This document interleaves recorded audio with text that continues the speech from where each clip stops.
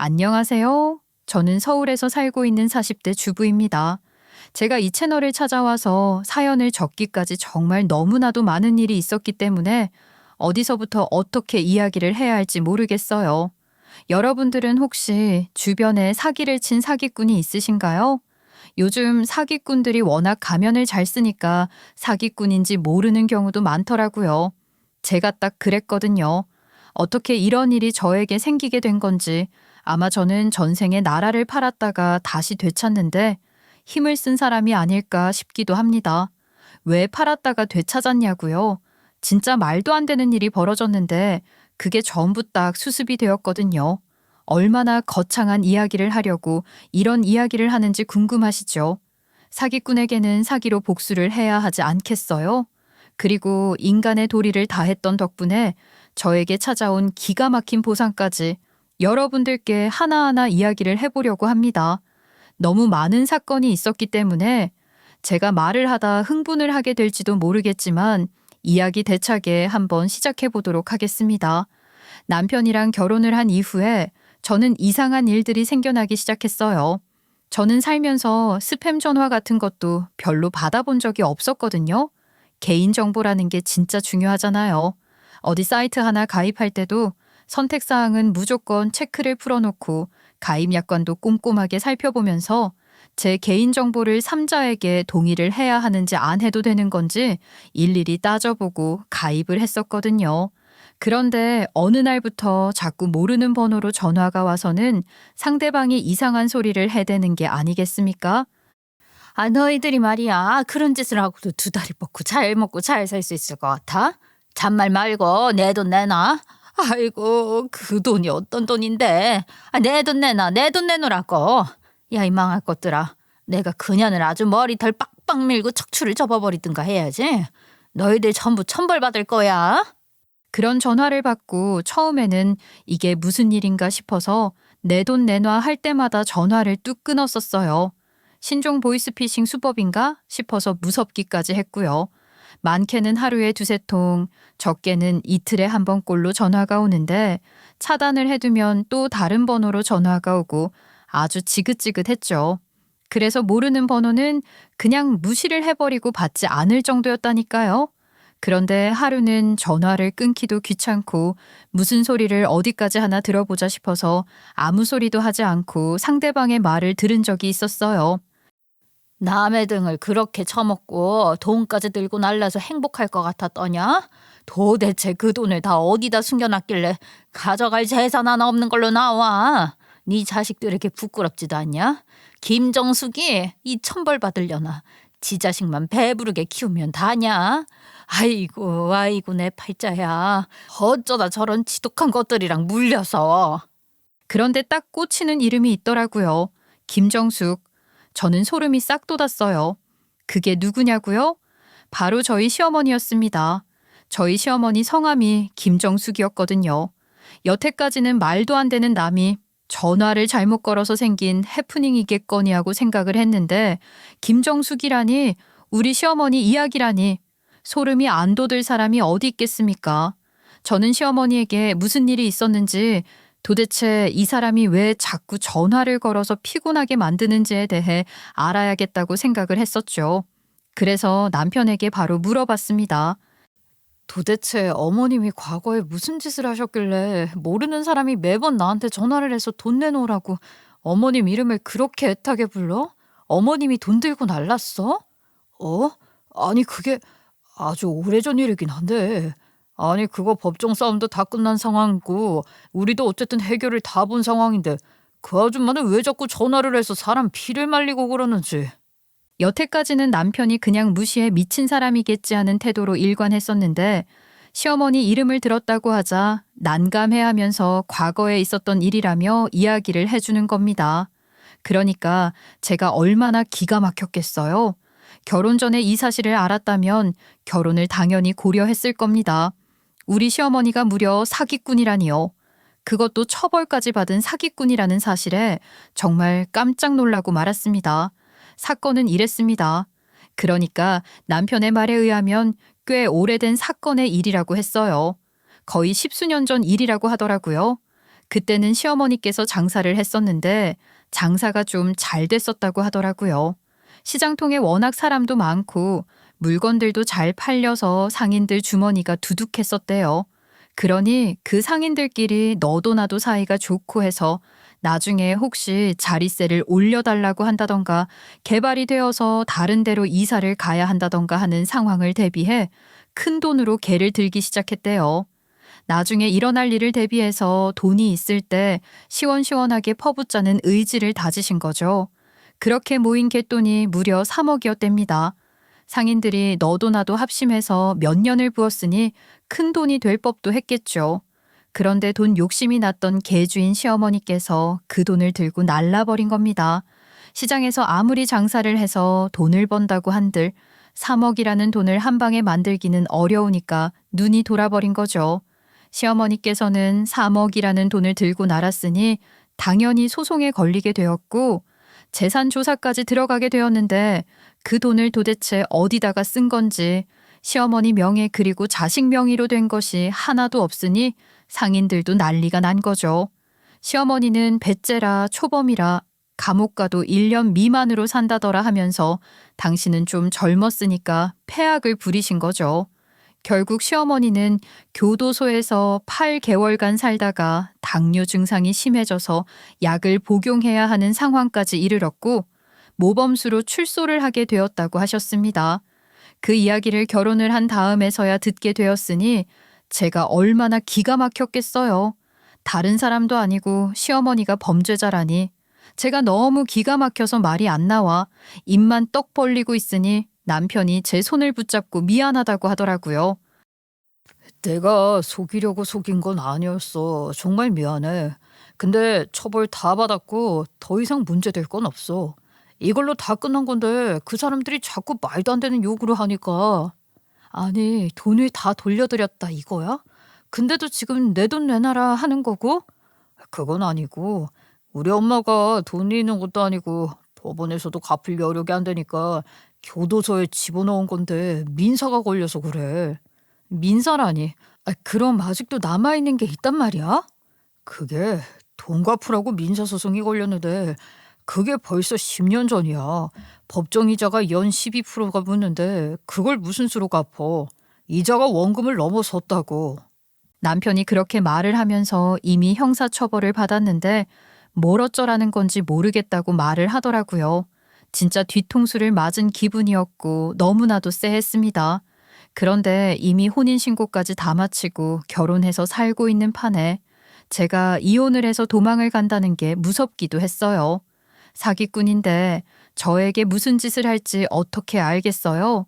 처음 그 소리를 들었을 땐 시어머니의 얼굴도 악마처럼 보이고 남편도 속이 시커먼 사람 같았죠. 그런데 저도 사랑했던 사람이었기 때문에 결혼까지 한 것이었잖아요. 시어머니께서 참회를 하고 있다고 하셨고 그 돈이 너무 급해서 그런 짓을 한 것을 후회하고 있다고 제 앞에서 눈물까지 흘리셨어요. 내가 그 친한 상인들의 뒤통수를 치면 안 되는 것이었는데 내가 너무 돈 욕심이 나고 당시에 힘들기도 했고 그 돈을 내가 지금까지 잘 가지고 있으면 몰라도 한 푼도 없는 걸 어떡해. 당뇨 때문에 매번 약을 먹어야 하는 것도 힘든데 내가 그냥 죽던지 해야지. 그래야 이 일이 끝이 나려나. 아이고, 며느라가야 정말 미안하다 미안해. 내가 평생 죗값을 치르면서 살아야지. 미안하다. 알고 보니 그 상인들 시어머니 휴대폰 번호를 알고 있었지만 시어머니께서 연락처를 차단해 두었기 때문에 전화를 걸어도 걸리지 않았던 거죠. 그런데 요즘은 깨톡 프로필 같은 것에 결혼 사진 같은 걸 해두잖아요. 거기에 시어머니께서 결혼식 청첩장 사진을 올려두었었는데 제 연락처가 적혀 있었던 거죠. 그래서 저에게 전화를 걸어서 그 난리를 치셨던 거예요. 저는 그 사실을 알고 솔직히 기분이 정말 좋지 않았습니다. 제 기분이 나쁘다는 걸 알게 된 남편도 저에게 정말 이런 사실을 숨기려고 숨긴 건 아니라면서 헌신적으로 굴었어요. 제가 쓰레기통 한 번을 못 비우게 했고 주말에는 본인이 직접 요리를 해서 밥상을 차려주곤 했어요. 저에게 정말 둘도 없는 단짝이 되어주기도 했고요. 남편은 그렇게 죗값을 치르겠다며 저에게 용서를 해달라고 했어요. 하지만 제가 용서를 한다고 해서 뭐가 달라지겠어요? 피해자들은 따로 있는데 제가 이래라 저래라 할 상황은 아니었죠. 단지 시댁 식구들 전부 제 눈치를 보고 저에게 잘해주고 하니까 솔직히 편하긴 하더라고요. 저에게 이혼만큼은 절대 안 된다면서 시댁에 가도 극진히 대접을 해주시는데 에라 모르겠다 싶더라고요. 저희 집에는 솔직한 말로 피해가 있는 건 아니었으니까요. 시어머니의 잘못인데 제가 대신 갚아야 할 것이 있는 것도 아니었고요. 저는 오히려 이런 핑계를 대고 시댁을 멀리할 수 있었기 때문에 이기적인 마음이지만 편하긴 했어요. 그래서 저에게 이런 일들이 일어난 건 아닐까 싶기도 하네요. 그런데 결혼을 하고 1년이 지나서 임신 중에 정말 어이없는 사실을 알게 되었어요. 저에게는 꽁꽁 숨기고 있어서 몰랐는데 시모한테 과수원이 하나 있다는 게 아니겠습니까? 땅 평수가 큰 것은 아니었지만 그래도 꽤 값어치가 있다고 느껴질 만큼의 크기는 되었어요. 저에게는 과수원이 있다는 사실을 알려주지 않았었는데 어느 날 사과를 따러 가자면서 충북으로 놀러 가자고 하더라고요. 사과는 무슨 사과? 갑자기 사과를 어디서 따? 딸기 농장 체험은 들어봤어도 사과 농장 체험은 처음 듣는데? 내가 말 안 했었나? 우리 엄마 충북에 과수원이 하나 있어. 엄청 큰 건 아니고 관리를 하는 사람이 있어서 1년에 한두 번 정도 갔었는데 이번에 그 관리자가 그만둔다고 그래서 엄마가 아마 충북으로 내려갈 것 같아. 그게 무슨 소리야? 아니, 어머님 명의로 된 재산이 하나도 없어서 피해자들에게 민사소송 걸린 것도 돈 못 준다고 안 했었어? 근데 과수원이라니? 제가 의아해하면서 말을 하니까 남편이 그제서야 머리를 긁적이며 모든 사실을 털어놓은 겁니다. 저는 시모의 사기 행각의 반쪽만 알고 있었던 거죠. 알고 보니까 그 3억 갯돈을 들고 날라서 충북에 숨어 있다가 좋은 땅이 있다는 말에 그 땅을 냉큼 사셨대요. 일단 사기를 치고 날았으니 본인 명의로 무언가라면 걸릴 수도 있다는 생각에 가족들의 명의로 하려고 했는데 나중에 자식들에게도 문제가 생길까봐 머리를 굴리고 굴리다가 시어머니의 여동생, 이모님의 남편, 이모부의 명의로 그 과수원을 샀다는 겁니다. 물론 명의 비용 조금 보태주고선요. 당시에 이모님이 돈이 너무 없어서 그 돈이라도 받아야 생계가 가능했다고 하더라고요. 이모님에게는 자식이 하나 있었는데 백혈병으로 엄청나게 고생을 했었대요.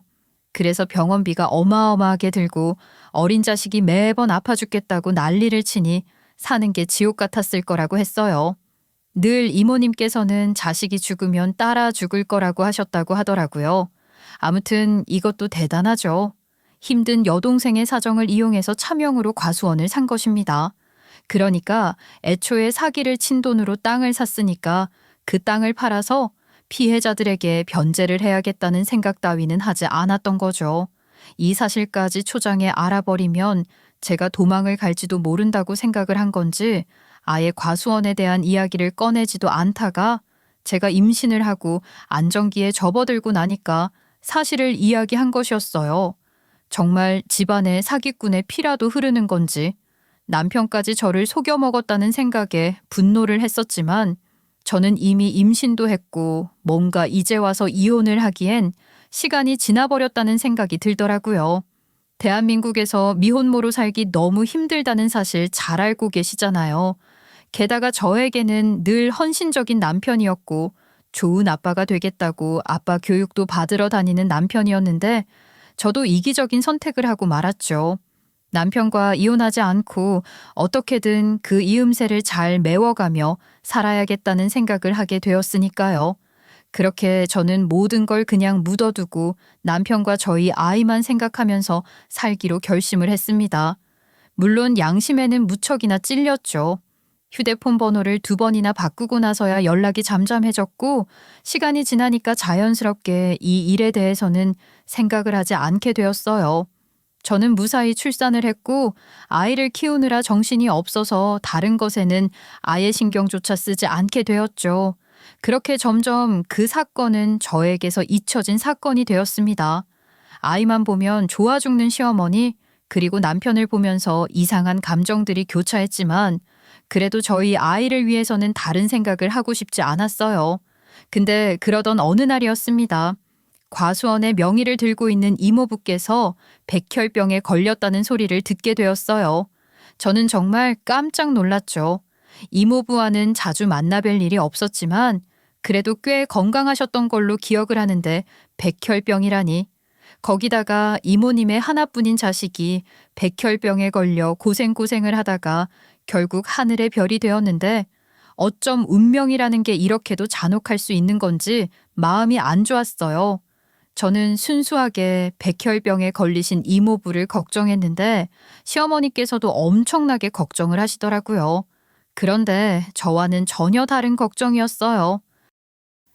아니, 그 가수원이 제부 이름으로 되어 있는데 제부가 혹시라도 갑자기 죽게 되면 그건 어떻게 되는 거야? 내 동생한테 가게 되는 건가? 세금이라도 내야 하면 어떡하지? 아이, 그거 그냥 제부한테 무슨 일이 생기기 전에 빨리 팔아치워야겠는데 지금 막 땅값이 치솟고 있는 중이라는데 어떻게 조금 더 못 버티나? 에휴, 정말. 시어머니가 그렇게 혼잣말을 하시는데 정말 이게 본성이구나 하는 걸 알게 됐죠. 아무리 그래도 여동생의 남편인데 땅부터 걱정을 할 일이겠어요? 저는 정말 시어머니가 달리 보였어요. 제 아이에게 보여주시는 모습이랑은 차원이 다른 악한 모습처럼 보였거든요. 아무튼 이모부께서는 조혈모 세포 이식을 받아야 하는 상황에 놓였는데 이게 그렇더라고요. 조혈모 세포를 기증하는 사람들이 많지 않다고 했어요. 워낙 기증 과정이 복잡하고 고통스러움이 동반을 하기 때문에 사람들이 쉽게 기증을 할 생각을 안 한다고 하더라고요. 거기다가 이식 수술을 하는 것도 오래 걸린다고 했어요. 자식이라도 있으면 높은 확률로 일치한다고 하던데 자식도 백혈병으로 세상을 뜨게 되었으니 어디서 기증자를 구할 수가 있겠습니까? 혈연 길이는 확률이 높다고 하지만 가족이 해주지 않아서 비혈연 관계에서 기증자를 찾으려고 하면 20만 분의 1 확률이라고 하더라고요. 세상에 얼마나 희박한 확률입니까? 그래도 지푸라기라도 잡아보자는 심정이었죠. 이모께서는 저와 남편, 시어머니께도 계속해서 기증을 해달라고 부탁을 했고 다들 그 과정이 어마어마하게 아프다는 설명을 듣고는 주춤했어요. 아무리 가족을 살려야 한다고는 하지만 제 몸에 그 큰 주사를 놓는다는데 덥석하겠다는 사람이 몇이나 있었겠어요. 더 큰 문제는요. 검사를 받긴 받았는데 저희 시어머니께서 교도소에 들어가 계시는 와중에 당뇨병이 심해져서 약으로 조절을 하고 계셨었거든요. 그런데 약을 먹으면서 조절을 하는 당뇨병 환자는 조혈모 세포가 기증이 안 된다는 것입니다. 자연스럽게 저랑 남편이 기증자 검사를 하게 되었는데 남편은 피검사에서 B형 간염균이 발견이 되는 바람에 또 탈락하고 말았습니다. 남은 건 저 하나였어요. 20만 분의 1 확률을 뚫고 설마 제가 가능하다는 판정을 받을 수 있을까 엄청나게 떨렸죠. 그런데 저에게도 갱생이라는 기회가 주어진 것인지 기증에 적합하다는 정말 운명 같은 결과가 나온 것입니다. 저는 정말 어벙벙했어요. 다른 사람도 아니고 제가 딱 기증을 할 수 있는 사람이라는 게 신기하지 않으세요? 병원에서도 이런 경우는 정말 희박한 경우라고 운명 같은 만남이라고 했어요. 제가 의사 생활을 수십 년 하면서 혈연지간이 아닌 가족관계에 조혈모 세포가 일치하는 경우는 정말 처음 봅니다. 아주 드문 케이스예요. 이렇게 가족이 되려고 엮인 거구나 싶은 생각까지 드네요. 세포 기증까지 꽤 힘드실 수도 있으니 건강관리 조심하시고요. 하지만 솔직한 말로 저는 겁이 많이 났어요. 어린 아이를 키우고 있었고 혹시라도 부작용 같은 게 생기면 어떻게 하나 정말 제가 꼭 기증을 해야 하는 건가 하는 생각이 쉴 새 없이 들었죠. 제가 이런 고민을 하고 있다는 것을 이모님이 알기라도 하신 건지 저에게 무릎까지 꿇고 부탁을 하셨습니다. 내가 정말 내 간이라도 떼어줄게. 우리 남편을 위해서 딱 한 번만 기증을 해주면 안 될까? 우리 남편 이대로 보낼 수 없어. 내가 내 자식도 이 몹쓸 병으로 보냈는데 남편까지 보내고 어떻게 살아? 나 절대로 못 살아. 그러니까 제발 한 번만 우리 조카 며느리가 한 번만 도와주라. 어? 어, 제가 조금만 고민을 좀 해봐도 될까요? 저도 너무 무섭기도 하고, 혹시 모르니까 생각을 좀 해봐야 할 것 같아요. 우리 조카 며느리가 해준다면 내가 이 은혜는 평생 잊지 않을게. 내가 무슨 수를 써서라도 어떻게 해서든지 이 은혜 꼭 갚을게. 네가 뭔 수로 갚냐? 기대도 하지 말아라. 아유, 째지게 가난해서 병원비도 골골거리고 있는데, 에휴, 답답해라. 이모님은 정말 힘들게 사시는 분이셨어요. 저는 그것도 좀 이해가 안 갔죠. 어찌됐든 시모가 사기쳐서 가지게 된 땅이 있는데 욕심에 자기 동생에게 한 푼도 도와주지 않는다는 게 시모가 얼마나 욕심이 많고 심술 굳은 사람인지 시간이 지나면 지날수록 잘 보였죠. 차명을 빌려주었을 때 딱 한 번 돈을 빌려주고는 지금까지도 힘들다 부탁을 해도 지갑 한 번을 안 열었던 사람이 우리 시어머니라고 하더라고요. 이모님은 은근히 시어머니께 쌓인 불만이 많아 보였어요. 매번 듣기 싫은 소리만 하고 도움은 안 주는데 누가 좋게 생각하겠어요? 가족인데 저도 시어머니가 치사하다는 생각을 하게 됐죠. 그렇게 쪼잔하고 뻔뻔하니 사기도 치고 돈도 들고 있는 건가 싶었습니다. 저는 정말 많은 고민을 했어요. 배를 갈라서 간을 떼어주는 수술 같은 건 아니라고 하지만 조혈모세포를 채취하는 과정을 보니 무섭긴 하더라고요. 제가 바늘을 무서워하기도 하고요. 그런데 저도 사람이다 보니까 책임감 같은 게 생기기도 하더라고요. 제 조혈모세포 하나로 생명을 살릴 수 있다는데 오랜 시간 고민을 할 필요가 있나 싶었어요. 사람의 목숨을 살릴 수 있는 일은 아무나 할 수 있는 게 아니잖아요. 그래서 저는 이식을 하려고 마음을 먹게 되었습니다. 가족이라서가 아니라 사람 대 사람으로서 말이죠. 이식이라는 것은 최적의 타이밍에 해야 좋다고 해서 저는 그때부터 건강 관리를 시작했습니다. 아무래도 기증자가 건강해야 기증을 받는 사람 또한 좋지 않을까 싶어서요.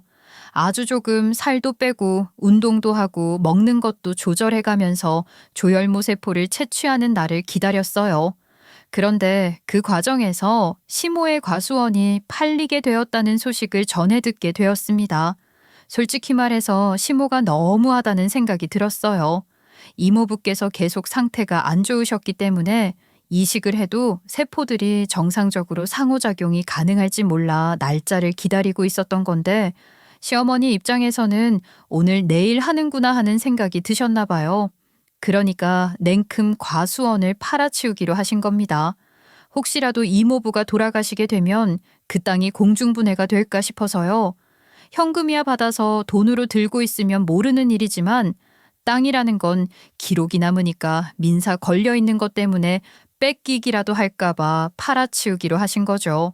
그런데 진짜 세상이 웃기게도 3억을 사기쳐서 산 땅인데 세월이 10년이 넘게 흐르면서 그 땅이 10배가 올랐다는 게 아니겠어요?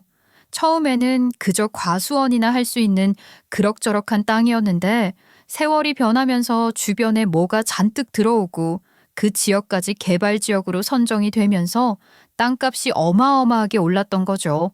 앞으로 더 오를 가치가 있는 땅이라며 아쉬워하며 정리를 하는 시어머니를 보면서 사람의 욕심이라는 건 끝이 없는 거구나 하는 생각을 하게 되었습니다.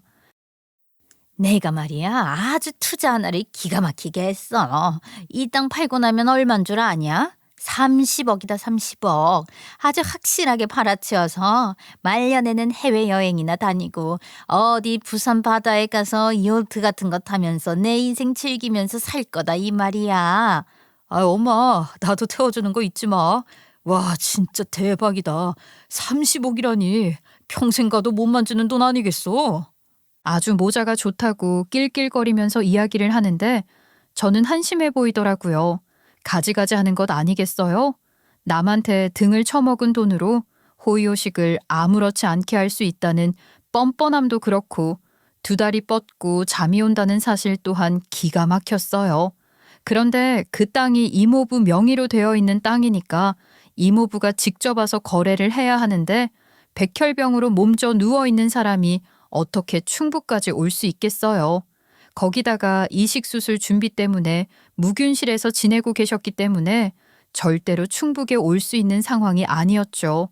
이모님도 마찬가지고 이모부 병실에서 하루 종일을 보내고 계셨기 때문에 이모부에게 어떤 상황이 생길지 몰라서 병원을 떠날 수가 없었지요. 그러니 결국 거래를 위해서 위임장을 받아야 하는 상황이 되었습니다. 그거 내가 우리 며느리 편에 서류를 보낼 테니까 사인만 해서 가져다 주면 돼.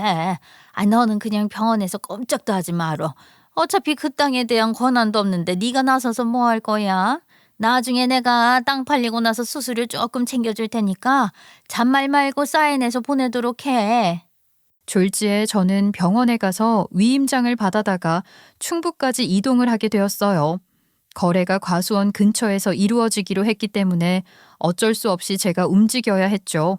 시모는 꼼짝을 않는 사람이었고 남편은 직장을 다니고 있었으니 애를 키우는 제가 만만했겠죠. 저는 군소리 없이 위임장을 받아서 충북까지 갔는데 부동산에서 이미 시어머니가 기다리고 계시더라고요. 차가 많이 막히든 애가 모이를 굶도 이런 경사가 코앞인데 빨리빨리 다녀야지. 그리고 내가 이런 부분은 잘 모르니까 네가 확실하게 알아온 거 맞지? 아, 네, 제가 인터넷에서 어떻게 하면 되는 건지 찾아보고 받아온 서류니까 걱정 안 하셔도 돼요. 그래, 혹시라도 네가 서류 잘못 가져와서 이상이라도 생기면 아주 혼쭐 날 줄 알아. 시어머니는 땅을 팔겠다고 한 이후부터 세상을 다 가진 사람이 된 것 마냥 저에게 잔소리를 시작하셨죠. 사실 그 땅만 처분을 하면 현금이야 어디 추적을 당할 일도 없고 본인이 사기꾼이라고 혹은 민사에 걸려있는 돈을 물어내야 할 일도 더 이상은 없을 거라 생각했겠죠.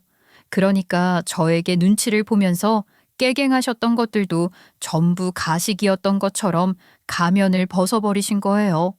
그전에는 제가 그 땅을 고발이라도 할까봐 겁이 나서 저에게 잘해주셨던 것이라는 걸 땅을 팔 때가 되어서야 알게 된 거죠. 저희 시어머니 정말 대단한 사람이지 않나요? 그렇게 저는 옆에서 시어머니가 부동산 계약을 하는 것을 지켜보고 있었습니다. 마지막으로 도장까지 다 찍고 난 다음에 시어머니께서 엄청나게 뿌듯한 얼굴로 가방에서 무슨 서류 하나를 꺼내서 저에게 들이미셨어요. 저는 제가 땅과 관련해서 준비를 해야 하는 것이 더 있는 줄 알고 서류를 받아 들었는데 입을 떡 벌리고 말았죠.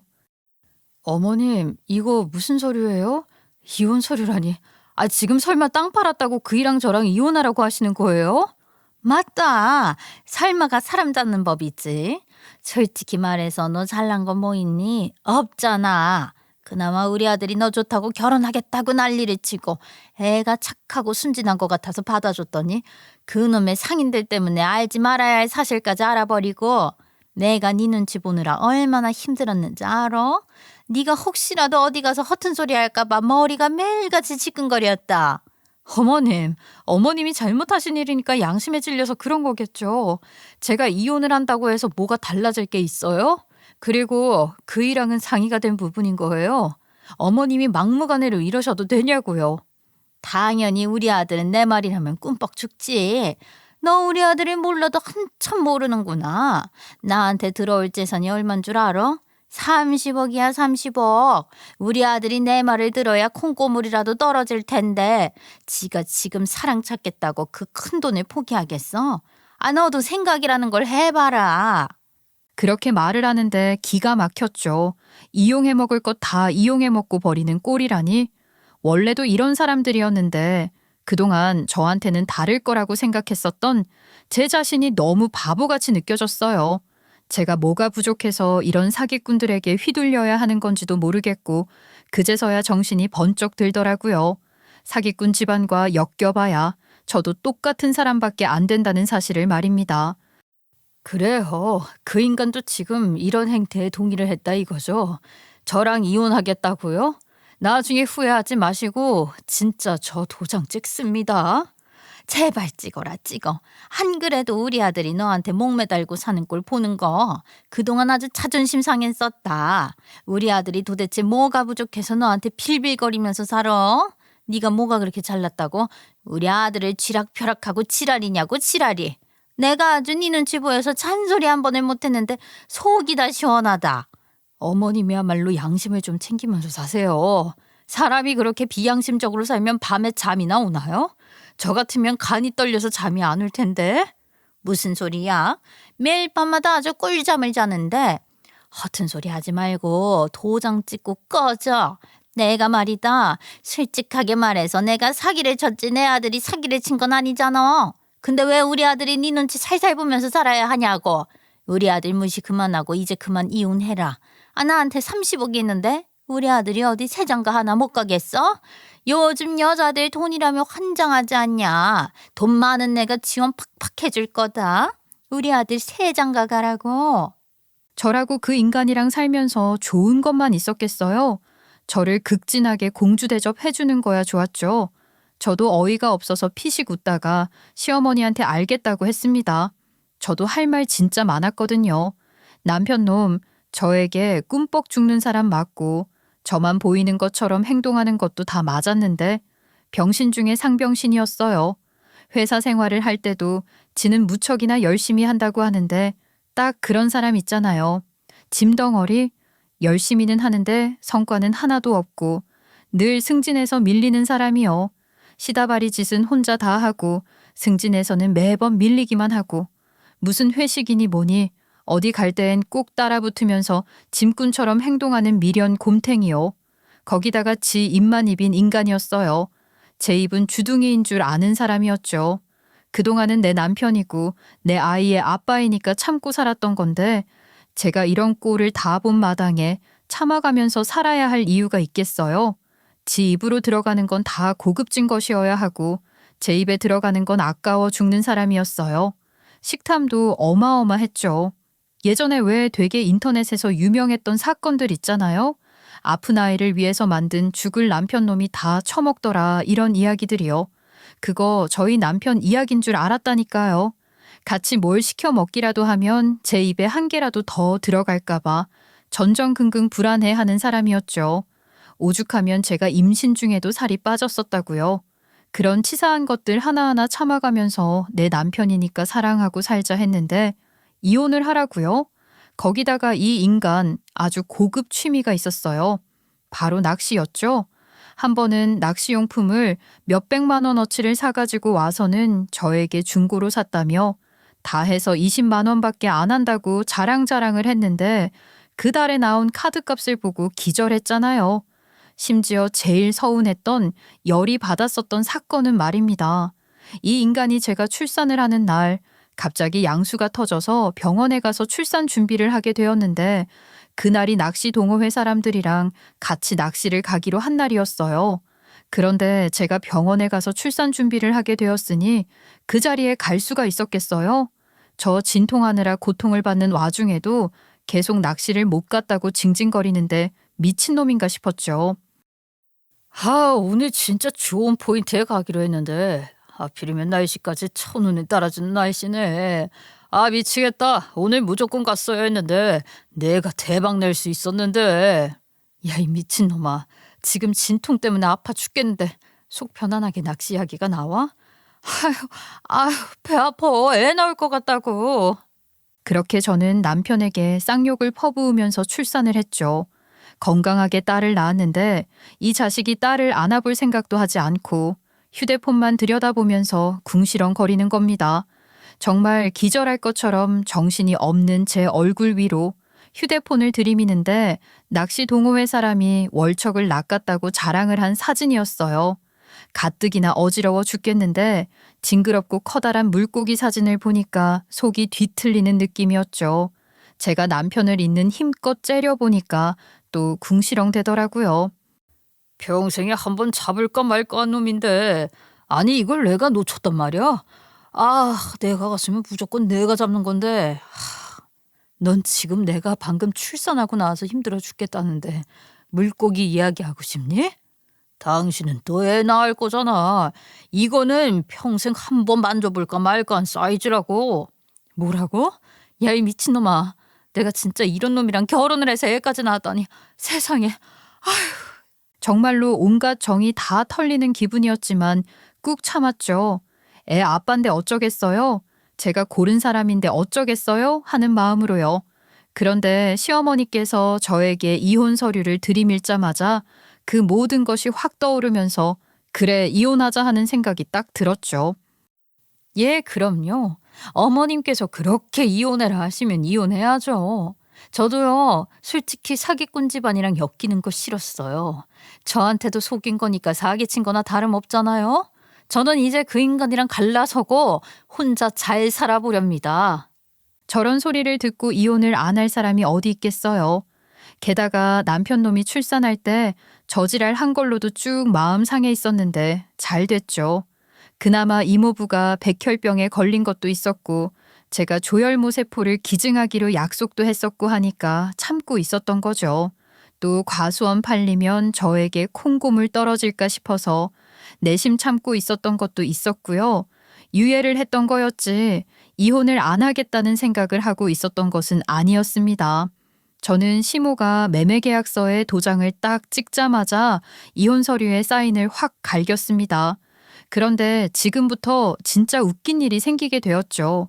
시어머니가 그 땅을 팔았다고 해서 시어머니 통장으로 당장 돈을 받을 수 있는 것이 아니었잖아요. 위임을 받았다고 해서 시어머니 명의로 받을 수 있는 것도 아니었지만 시어머니 통장으로 들어와서 재산이 잡히면 돈을 압류당할 수도 있었기 때문에 이모부의 통장으로 받게 되었죠. 그 통장은 이모님이 관리를 하고 계셨었고요.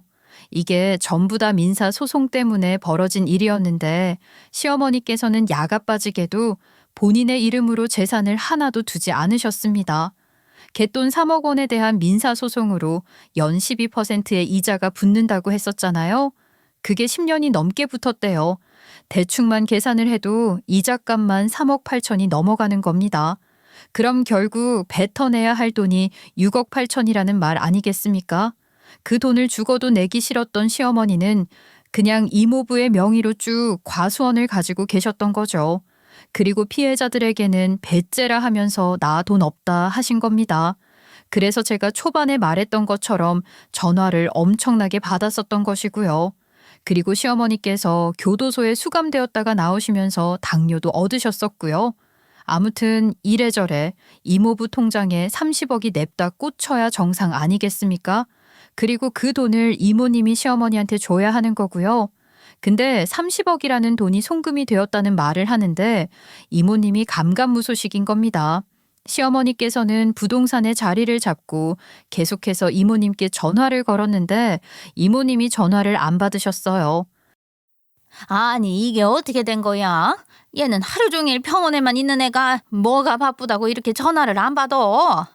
시어머니께서는 뭔가 불안하기라도 한 건지 손톱까지 물어뜯으면서 이모님께 전화를 걸었는데 이모님은 전화를 안 받으셨어요.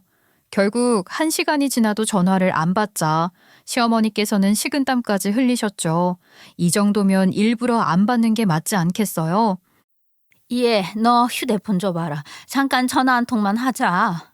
제 번호로 전화를 걸어도 부동산 전화기로 전화를 걸어도 이모님은 전화를 받지 않으셨습니다.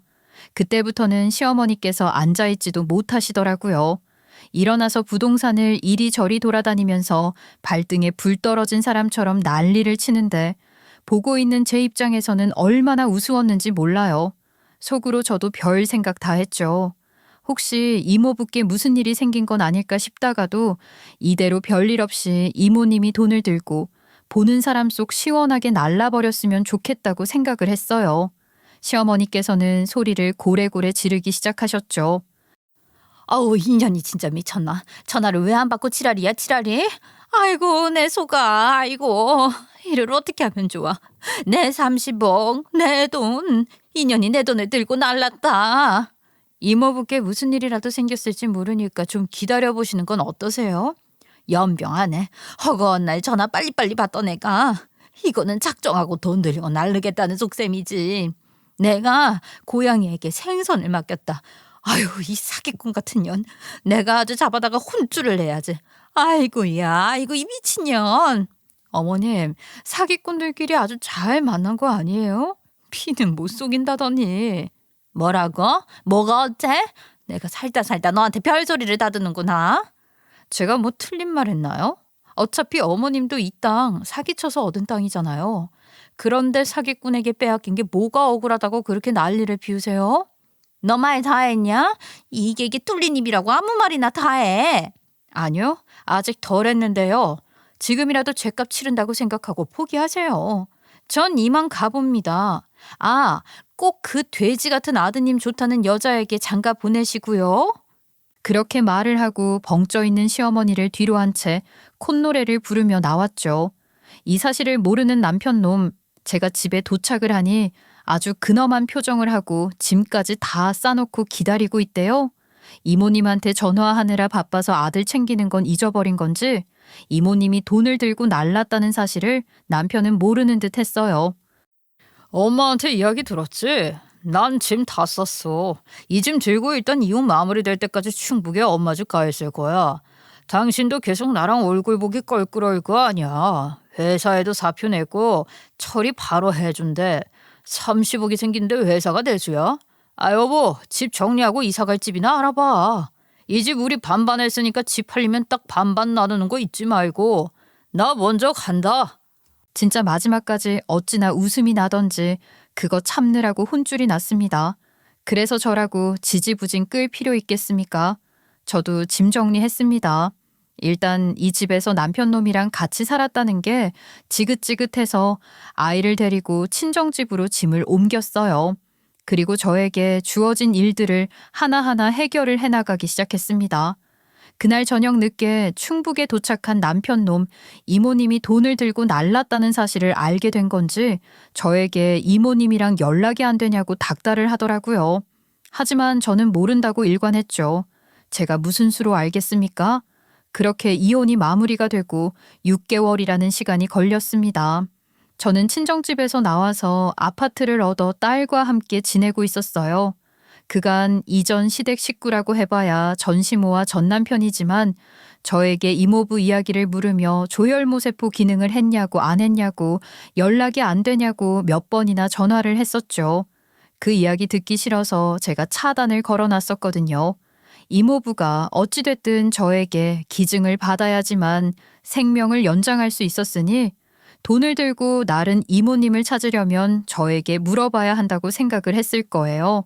하지만 제가 왜 그들에게 행복을 넘겨줘야 하나요? 저는 차단하고 연락을 받지 않았죠. 집 이사 준비하고 딸이랑 아등바등 살면서 피곤함이 있기도 했고요.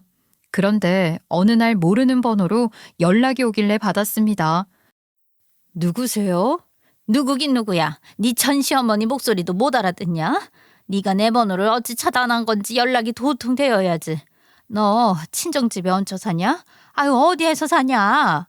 그건 왜 물어보세요? 양육비 지금이라도 보내주시려고요. 돈 없다고 뭐 민사를 걸든지 하라며 배째라고 하셨잖아요. 지금이라도 양육비 주실 돈 마련하셨어요? 아 만나서 이야기하자니까. 어디로 가면 돼? 그런데 제가 도무지 시간이 나질 않더라고요. 저도 아이를 어린이집에 맡겨놓고 일을 하고 있었기 때문에 많이 바빴어요. 다행히도 제가 하는 일은 재택에서 근무가 가능했어서 아이를 챙기는데 어려움은 없었지만 전시모를 만나겠다고 다른 동네로 오고 갈 시간은 없었죠. 어쩔 수 없이 제가 사는 동네에 있는 카페에서 전시모를 만나기로 약속을 잡았습니다. 너 여기 근처 직장 다니냐? 근데 여기는 죄다 아파트밖에 없는 동네인데 여기 집값이 황금값이라고 유명한 동네 아니냐?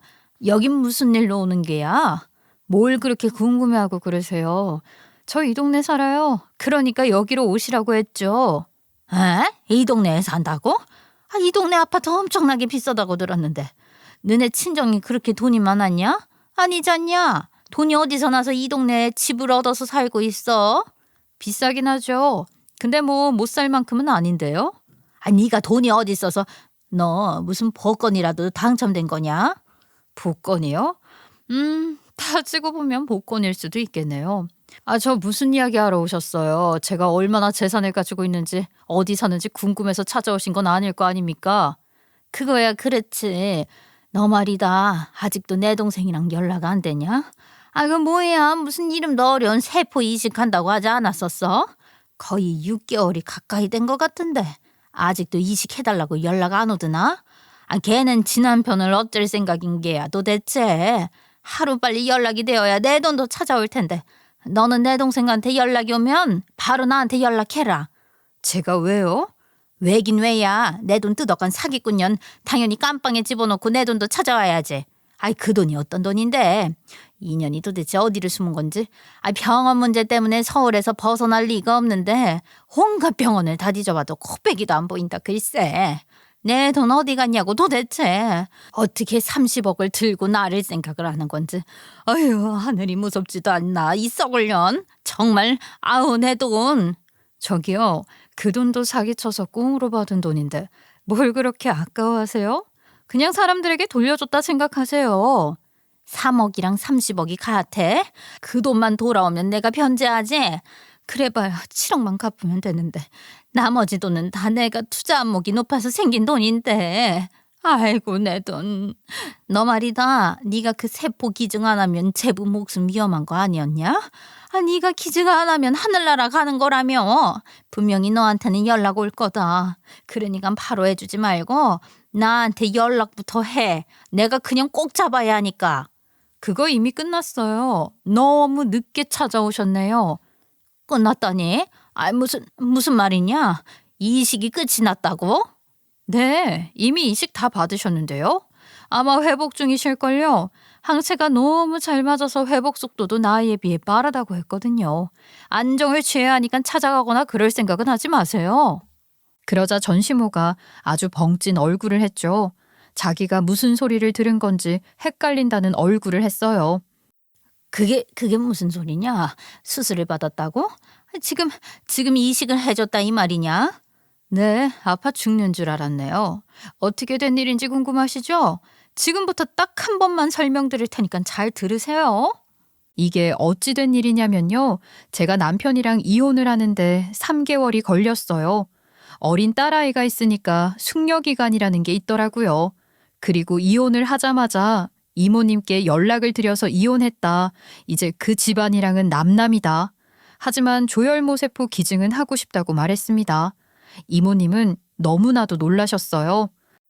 남이나 다름없는데 정말 우리 남편을 위해서 수술을 해주겠다고? 네, 저 솔직히 결혼 생활 유지하는 내내 양심의 가책을 느꼈어요. 사람 생명을 살리는 일로 그 일에 대한 업보를 청산하는 건 안 되겠지만 저도 좋은 일 해가면서 죗값 치르려고요. 이모님께서는 정말로 해주겠냐고 몇 번이나 되물으셨고 그때마다 제 대답은 오케이였습니다. 이모님은 정말 예상대로 30억이라는 돈을 꿀꺽해서 가지고 계셨었어요. 제가 조혈모세포를 기증한다고 하니 저에게 몇 억이라도 주시겠다고 하셨지만 저는 그것도 거절했습니다. 솔직히 말해서 아이를 홀로 키워야 했고 양육비도 거지 같은 인간들이 모르쇠로 일관했기 때문에 돈이 탐이 나긴 했지만 대가성으로 그렇게 주고받는 건 아니라는 생각이 들어서 거절했어요. 조혈모세포 이식 수술이 성공적으로 끝이 났고 이모부께서도 점점 활기를 되찾게 되었습니다. 이혼을 했다는 것에 많이 놀라시더라고요. 그런데 이혼을 한 과정에서 있었던 일들을 이야기하니 노발대발 이모님이 분노를 금치 못하시더라고요. 언니는 늘 그랬어. 나쁜 짓은 혼자 다 하면서 어떻게든 손해는 안 보려고. 어떻게 그 돈 며느리랑 나눠 쓰기 싫다고. 지가 뭘 잘났다고 이혼을 시켜. 내가 아주 배알이 뒤틀리게 해줘야지. 그러지 마시고 사기당했던 피해자들에게 일단 변제를 하는 건 어떨까요? 그래, 나도 그렇게 생각해. 어찌됐든 이 돈을 언니에게서 가져온 거긴 하지만 그 사람들의 피땀 눈물이긴 했으니까 나도 언니가 배 아파서 대굴대굴 굴렀으면 좋겠으니 그 피해자들을 찾아봐야겠다. 이모님은 제 말대로 정말 피해자들에게 그 돈을 변제했어요. 그렇게 남은 돈 22억. 그중에 반절 가까이를 뚝 떼어 저와 제 딸아이 잘 살 수 있었으면 좋겠다고 아주 좋은 동네에 고급 브랜드 아파트 작은 평수 하나를 매매해 주셨습니다. 그리고는 그 돈을 들고 숨어버리셨어요. 외국에 있는 건지 한국에 있는 건지 저는 정말로 모릅니다. 집을 해주신 이후에 연락을 뚝 끊으셨거든요. 저도 딱히 연락을 할 생각을 안 했었고요. 전 남편놈 저랑 이혼을 하고 그 돈 챙겨서 예쁘고 말 잘 듣는 착한 마누라 얻겠다고 신이 나 있었을 텐데 거기다가 회사까지 그만뒀는데 돈이 증발되었으니 아주 난리가 났겠죠? 거기다가 집도 다 정리하고 충북으로 내려갔으니 당뇨 걸린 전시모를 모시고 살아야 하잖아요. 그 나이에 어디 능력 하나 없어서 취직도 안 돼, 돈도 없어. 어떻게 재혼을 하겠어요? 쫄딱 망했죠. 둘이 맨날 네가 문제네, 돈 내놔라 하면서 싸운다고 하더라고요. 그걸 어떻게 알았냐고요. 전 시어머니가 저에게 빌더라고요. 제발 돌아와 달라고요. 아유, 내가 정말 잘못했다. 내가 처음 벌을 받은가 보다. 사람들 등쳐먹은 죄로 말년에 이렇게 힘들게 살아야 하나 보다. 우리 아들 새끼가 말이야, 지입만 입인 줄 안다. 나는 굶어 죽겠다. 지가 당해봐야 아는 거죠. 제가 그렇게 아들놈 식탐이 어마어마하다고 말을 할 땐 자기 아들 살이 빠진 게 눈에 보이는데 무슨 소리냐고 지랄 발광을 하더니만 지가 당하니까 억울한 거 아니겠어요? 아무튼 저는 그 뒤로 그 집 인간들과 완전히 연을 끊었고 2번 다시는 얼굴 볼 일 없을 거라 못도 박았습니다. 여전히 그 시골에서 아등바등 사는지는 모르겠지만 시골 그 구데기 나올 것 같은 작은 집에서 지지고 볶고 처참하길 바랄 뿐입니다. 저는 고급 브랜드 아파트에서 딸과 함께 행복하게 살 거니까요.